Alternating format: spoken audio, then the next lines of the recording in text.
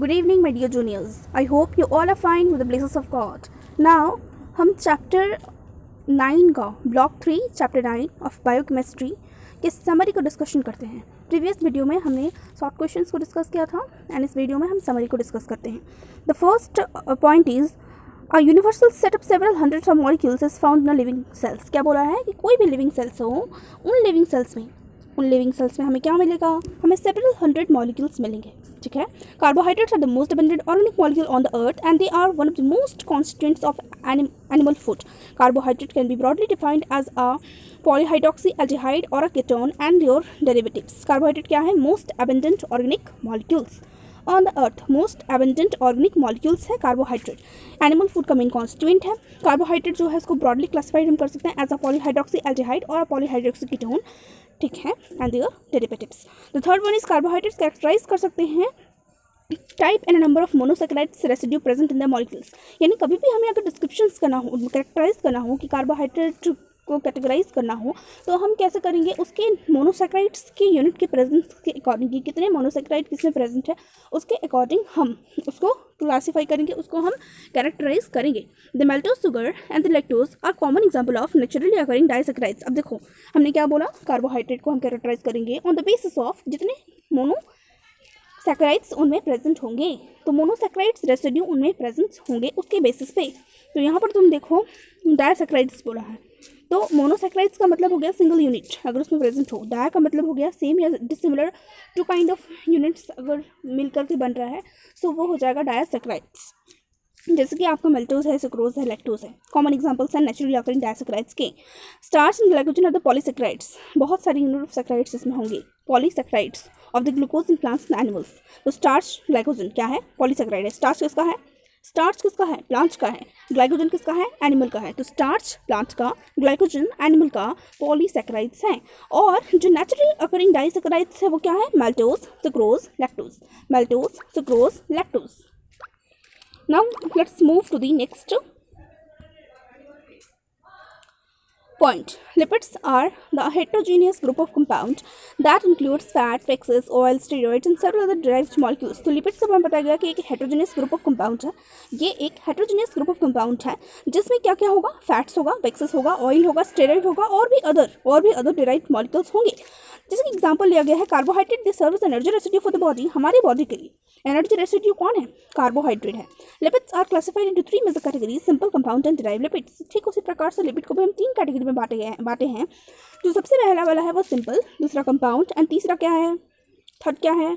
सबसे पहला सिंपल, फिर compound and third one is derived lipids. तो इस तरह से हमने उसको क्या किया? कैटेगराइज किया है। Simple lipids ester of long chain fatty acids and alcohol. उसमें से जो सिंपल वाला लिपिड है, सिंपल लिपिड है वो क्या है? वो long chain fatty acids and alcohol. Long chain fatty acids and alcohol they include fat, oil, waxes. उनमें क्या आएगा? फैट आएगा, ऑयल्स आएंगे, वैक्सेस आएंगे। कंपाउंड लिपिड्स किससे बने होते हैं? With further modification of a simple lipid such as the addition of phosphate, sulphate and carbohydrate और प्रोटीन ग्रुप। यानी आपका जो सिंपल लिपिड है उसमें ही अगर कोई फर्दर मॉडिफिकेशन हो गया, यानी अगर उसमें फॉस्फेट का एडिशन हो गया, सल्फेट का एडिशन हो गया, कार्बोहाइड्रेट या प्रोटीन ग्रुप का एडिशन हो गया, तो वही आपका कंपाउंड लिपिड फॉर्म कर देगा। यानी आपके सिंपल जो लिपिड है उसके मॉडिफिकेशन से उसमें अगर एडिशंस हुआ फॉस्फेट का, सल्फेट का, कार्बोहाइड्रेट का या प्रोटीन ग्रुप का, तो वही फॉर्म कर देगा कंपाउंड लिपिड को। This class of lipid include phospholipid, glycolipid, lipoproteins. देखो फॉस्फोलिपिड कौन सा ग्रुप का ऐड हुआ है? फॉस्फेट ग्रुप का। ग्लाइकोलिपिड कौन सा ग्रुप का एडिशन वहाँ पे हुआ है? जहाँ पे आपका ग्लाइकोलिपिड है, फॉस्फोलिपिड है, फॉस्फेट का एडिशन हुआ है वहाँ पे। ठीक उसी तरह से जैसे हमने पढ़ा कि फॉस्फेट का एडिशन हो सकता है, सल्फेट का एडिशन, कार्बोहाइड्रेट का एडिशन हो सकता है, प्रोटीन ग्रुप का एडिशन हो सकता है। तो वैसे ही करके यहाँ पे इनको नॉमिनेट किए हैं। फॉस्फेट का एडिशन हुआ तो फॉस्फोलिपिड, लिपिड, लिपोप्रोटीन, प्रोटीन का एडिशन हुआ तो लिपोप्रोटीन, जहाँ पे कार्बोहाइड्रेट का हुआ है एडिशन वहाँ पे ग्लाइकोलिपिड्स। तो इस प्रकार से नॉमिनेट किया गया है। Derived lipids are derive from the hydrolysis of simple and compound lipids. अब जो डिराइव्ड लिपिड है, हमने पहले क्या बात किया अबाउट द सिंपल लिपिड्स कि वो सिंपल लिपिड्स क्या होते हैं? Ester of long chain fatty acids and alcohol. Ester of long chain fatty acids and alcohol. जो कंपाउंड वाले होते हैं वो क्या होते हैं, सिंपल लिपिड के मॉडिफिकेशंस होते हैं। जब उनमें फॉस्फेट, सल्फेट, कार्बोहाइड्रेट, प्रोटीन के ग्रुप अटैच हो जाते हैं तब वो कंपाउंड लिपिड का फॉर्मेशन कर देते हैं। ठीक उसी प्रकार से डिराइव लिपिड्स क्या होते हैं, डिराइव लिपिड्स डिराइव होते हैं from the hydrolysis of simple and compound lipids. अब हमने पूरी तरह से पढ़ लिया सिंपल लिपिड के बारे में, कंपाउंड लिपिड के बारे में। सिंपल और कंपाउंड लिपिड उनका जब हाइड्रोलाइसिस होगा तो उसी से क्या डिराइव होगा, डिराइव लिपिड डिराइव होगा। जो हमारा डिराइव्ड लिपिड्स का कैटेगरी था वो कहाँ से डिराइव होगा, hydrolysis of simple and compound lipids.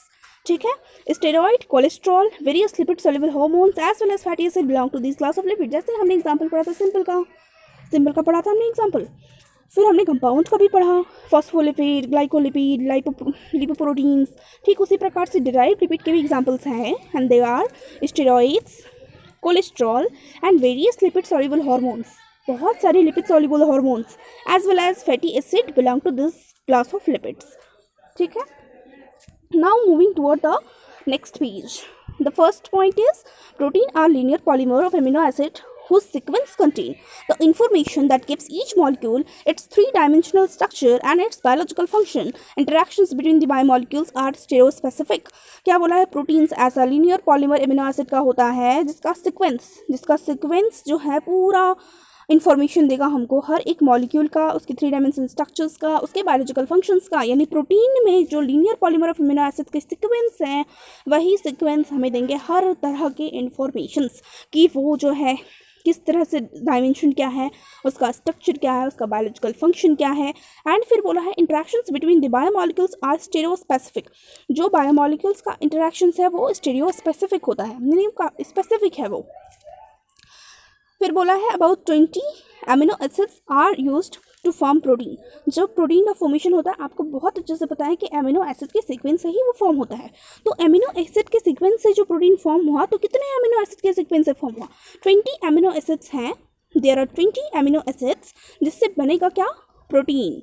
Amino acids are joined together by peptide bond to form a basic structure of protein. Amino acid sequence होते हैं, सीक्वेंस में अटैच होते हैं एंड देन हमारा प्रोटीन का फॉर्मेशन होता है। वो जो अटैचमेंट होता है वो उसको क्या बोलते हैं, उस अटैचमेंट को बोलते हैं पेप्टाइड बॉन्ड। यानी जो अमीनो एसिड्स हैं एक दूसरे के साथ में जॉइंट होंगे, एक दूसरे के साथ में लिंक्ड होंगे, एक लिंकेज फॉर्म करेंगे, किसके थ्रू, पेप्टाइड बॉन्ड के थ्रू। और फिर जो है वो हमें क्या देंगे, प्रोटीन देंगे। Protein structure are organized hierarchically from the primary, secondary, tertiary or quaternary structures. Protein participate in almost every biochemical process in the body. अब जो ये स्ट्रक्चर है, अब जो अमीनो एसिड जुड़ा, पेप्टाइड बॉन्ड से जुड़ा, प्रोटीन फॉर्म किया, वो सीक्वेंस कैसा है, स्ट्रक्चर कैसा है, फंक्शन कैसा है, ये सारी चीज़ें डिसाइड करेंगी कि इधर it will be primary protein, है ना।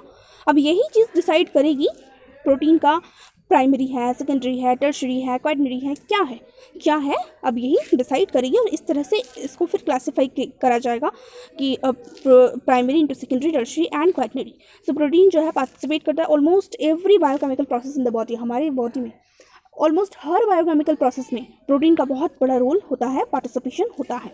Now we have reached the end of the discussion of this summary. That's all for today. Thank you everyone, and don't forget to subscribe my channel. For the discussion of the terminal questions, do visit to the next video. Thank you everyone.